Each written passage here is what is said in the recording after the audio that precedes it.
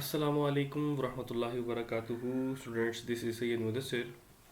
और जो मैं अब वीडियो लेक्चर सीरीज स्टार्ट करने जा रहा हूँ स्टूडेंट्स, वो है कंप्यूटर क्लास 10th के जो प्रैक्टिकल्स हैं।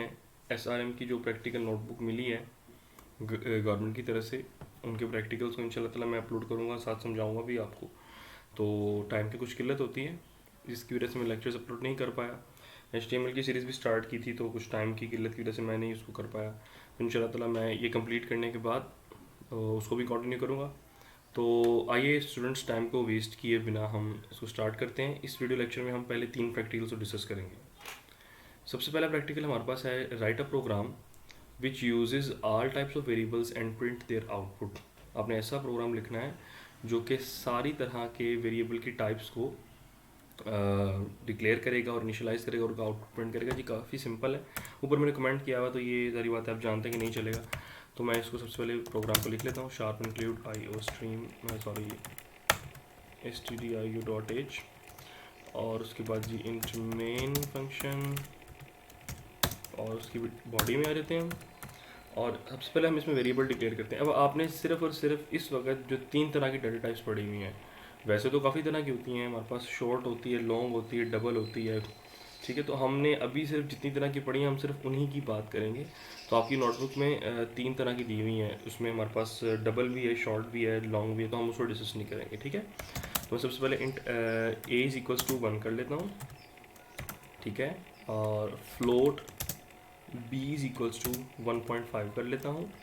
और उसके बाद हम उसके बाद 4 कर लेते हैं, 4 c इज इक्वल्स टू, और आगे यहाँ पर हम कर लेते हैं a, ठीक है। तो ज़रूरी नहीं है कि आप एज इट इज़ वैल्यूज लें।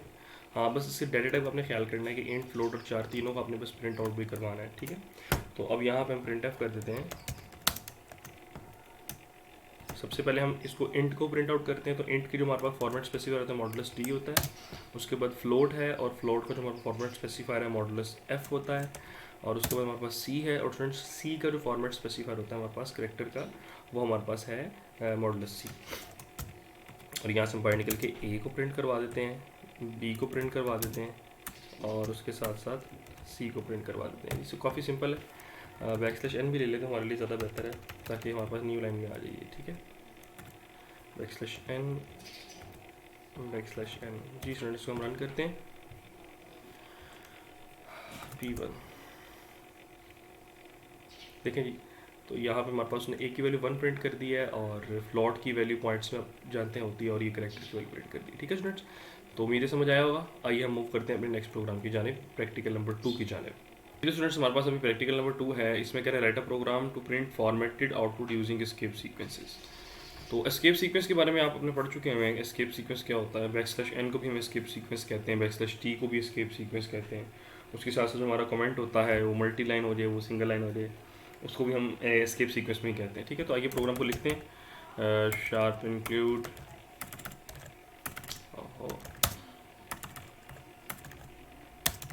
stdio.h, उसके बाद इंट मेन फंक्शन और उसकी बॉडी।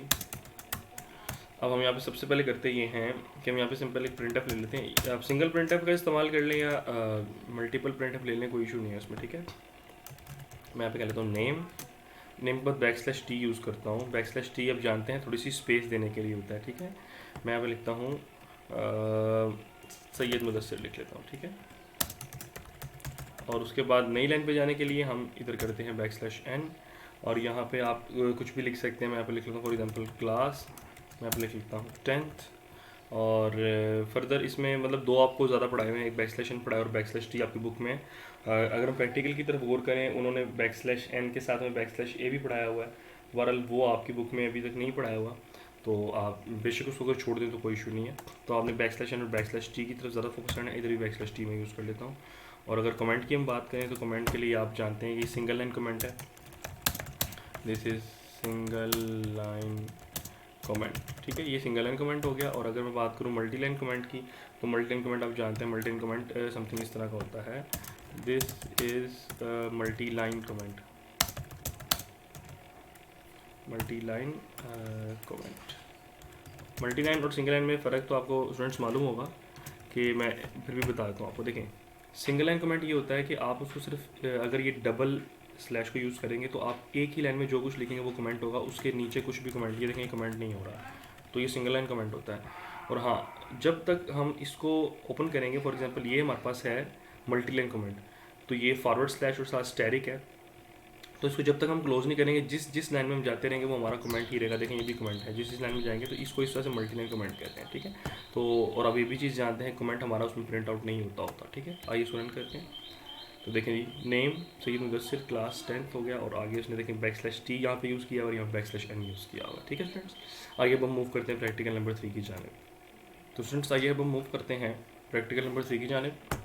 तो 3 प्रैक्टिकल में हमें क्या कह रहा है जी, write a program to print the sum, यहाँ पे सॉरी सम है ये, and product of 2 integers and floats. जी 2 इंटीजर्स और 2 फ्लोट्स का हमने सम भी फाइंड करना है और प्रोडक्ट भी फाइंड करना है, क्वाइट सिंपल। तो आइए हम टाइम को वेस्ट किए बगैर उसको स्टार्ट करते हैं।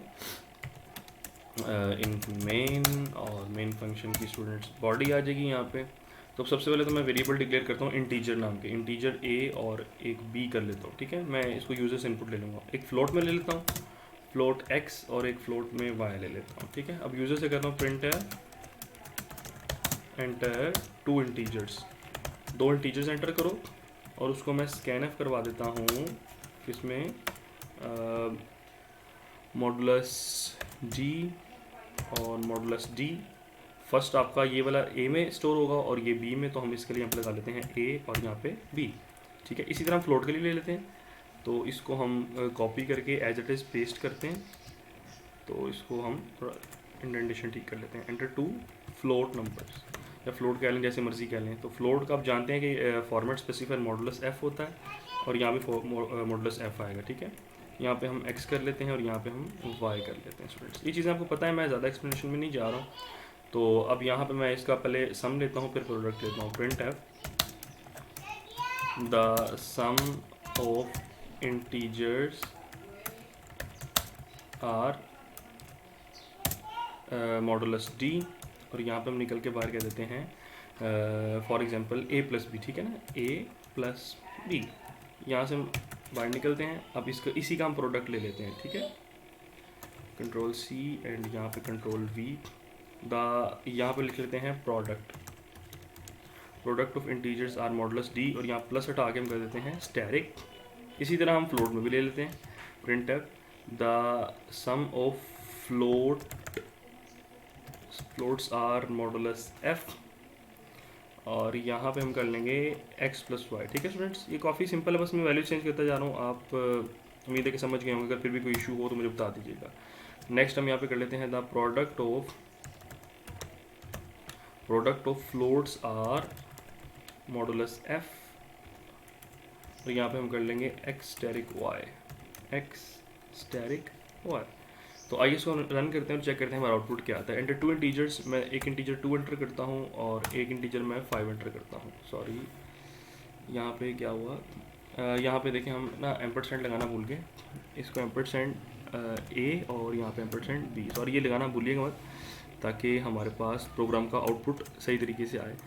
यहाँ पे भी एम्परसेंट लगा लिया। आइए भी इसको अगेन रन करते हैं। एंटर 2 इंटीजर्स, यहाँ मैं first integer for example 2 enter करता हूँ, सेकंड इंटीजर मैं 5 एंटर करता हूँ। फ्लोट में कह रहा है, एक फ्लोट में 1.2 एंटर करता हूँ, सेकंड फ्लोट 2.5 एंटर करता हूँ। तो देखें उसने कह दिया the sum of integer are 7। अच्छा, इसको हम न्यू लाइन में ले लेते हैं ताकि आप और कंफ्यूज ना हो। \n, यहाँ भी \n आ जाएगा, दिस वन \n, और यहाँ भी \n हम यूज़ कर लेते हैं, और यहाँ भी \n, बल्कि इधर ज़रूरत नहीं है, वो ऑलरेडी न्यू लाइन से स्टार्ट होगा। 2 इंटीजर 2, 5, 1.2, 2.5।